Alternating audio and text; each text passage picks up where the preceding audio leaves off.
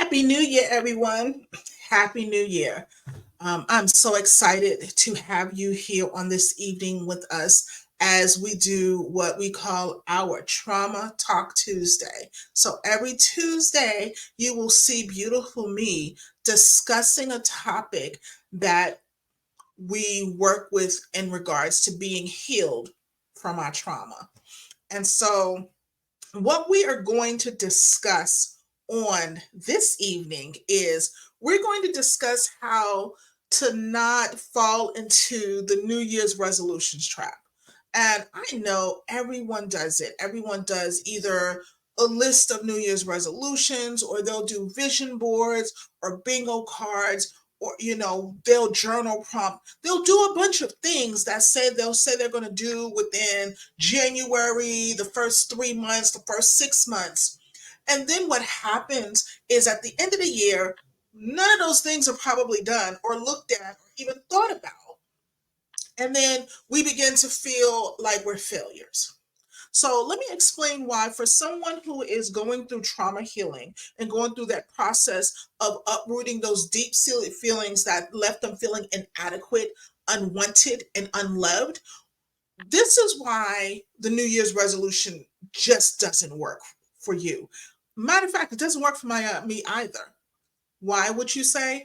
I am a trauma coach, a success mindset and trauma coach. I have gone through this myself. I'm currently going through this. I will always be healing from my trauma until I take my last breath.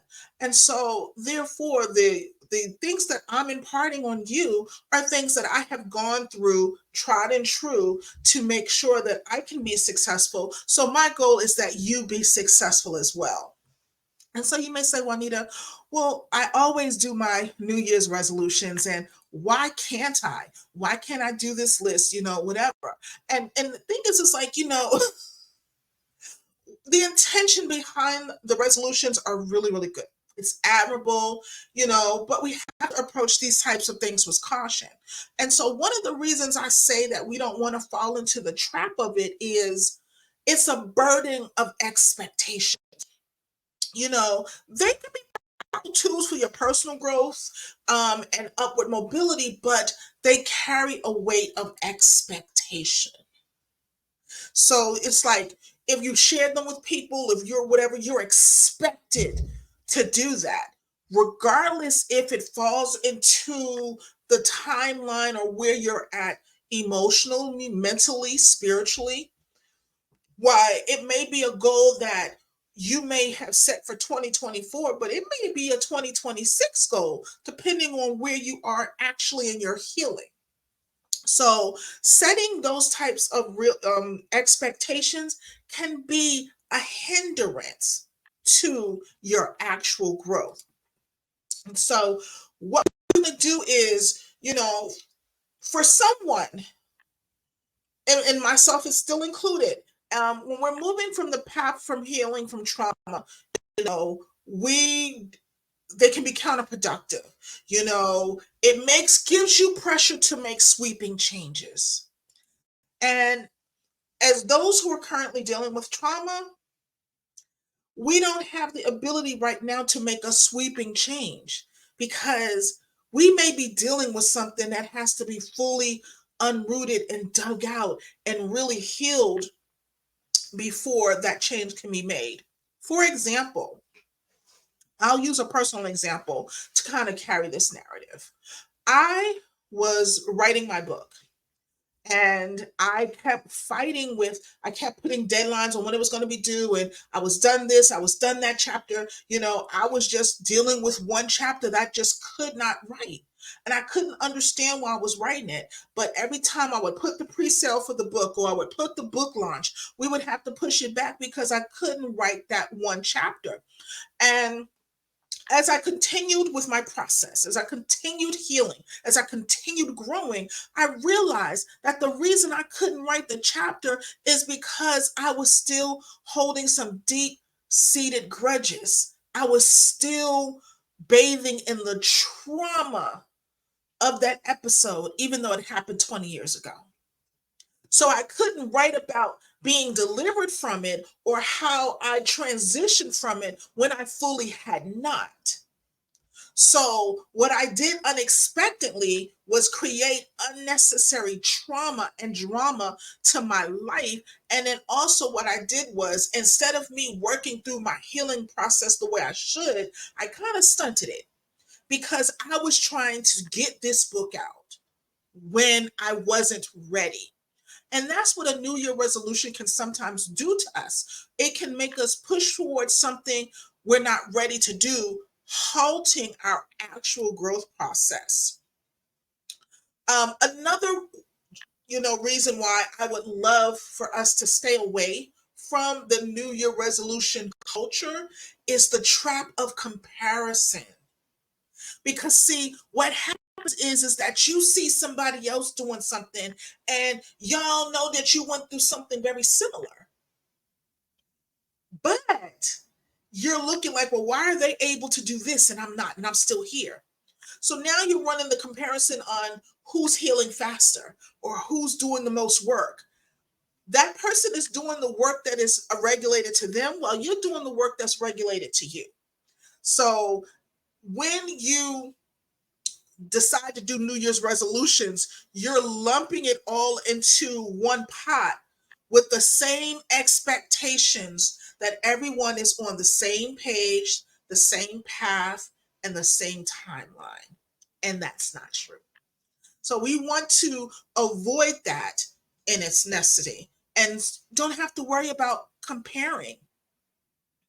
And what I want us to start doing is when you decide not to go the stringent, rigid resolution route, you can begin to set realistic intentions and cultivating self compassion.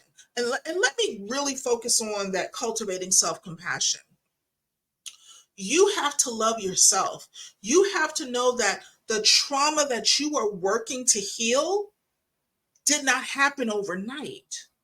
And I think that is what happens when we feed into the New Year's resolution.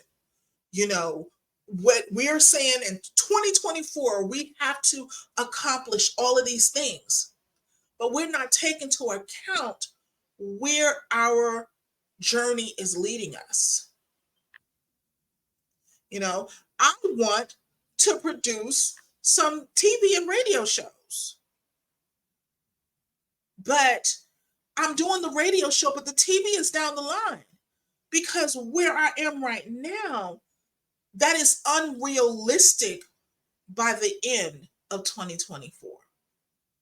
But what is realistic is okay, you want to write a book, you want to write a play, you want to write a script. What do you want to write about? You can say, well, within 2024, I'm going to identify what it is I want to tell a story about. And I'm going to put that down on paper. That's doable because it may take you 6 months to decide what you want to write about. You may go through the year and, go through some other life changes or whatever. It's fluid. You may say, by the end of the year, I'm going to have 6 to 7 different ideas of what I could potentially write about. That's realistic. That's being compassionate about your healing space. Because I'm going to be honest, we sometimes have setbacks. As far as I am in my healing process, and even with my clients and the people that I work with, I have my moments too where you get traumatic news or something triggers and you just have to step back. And that's where having self compassion for your journey comes into play. That's where cultivating self care into your day to day or week to week is going to be important because it's going to be necessary to be able to bridge those gaps. You know, you want to create a supportive system. Now, I'm grateful for the system that's included that I have right now. That wasn't always the case, but I had to do the work and I had to work with therapists and coaches to begin to build that outer shell of support. And that's what you would need to do. You want somebody who's going to say, now, sis, brother, you know that's too much for your plate. Notice I didn't say you couldn't do it. I said it's too much for your plate right now. Let's talk with your coach. Let's talk with your therapist. Let's see what will work for you. So you want somebody who is going to encourage you, but encourage you in a healthy, holistic way to do the things that you want to do. Now, reflect. I can't tell you much enough how what it means to reflect on the things that you're doing. I journal. I, encourage my clients to journal. I encourage the people who work with me and for me to journal because it is the one way you can sit down and reflect and put down your feelings and really think about what you've accomplished, what you need to adjust.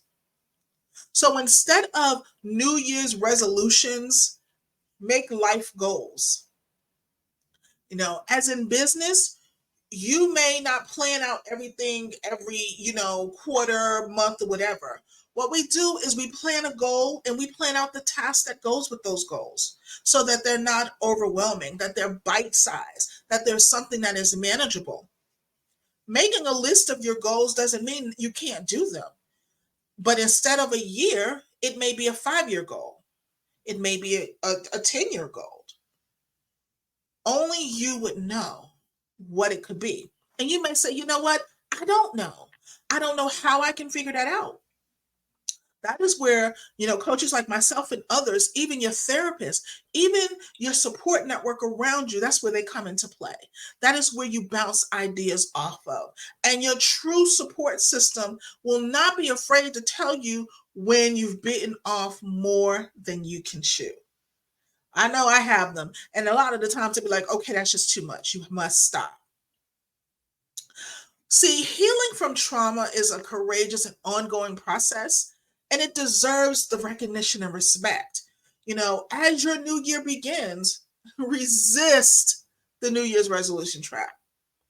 Instead, approach your journey with mindfulness, set realistic intentions, cultivate your self compassion, and build a supportive network.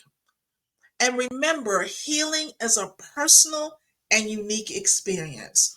Honor your progress, celebrate your strength, and embrace the transformative power of self love. That will do it for our New Year's resolution trap. I want to see you next Tuesday back here as we discuss moving forward, healing from trauma. We have so many different topics to work on and so many to discuss. We may have some guests, we may not. But every Tuesday at 7 p.m., we're going to discuss a topic on how you can maneuver and guide yourself as healing from trauma. Thank you for coming to Trauma Talk Tuesday. I'll see you next Tuesday, same time, same location. Have a wonderful evening.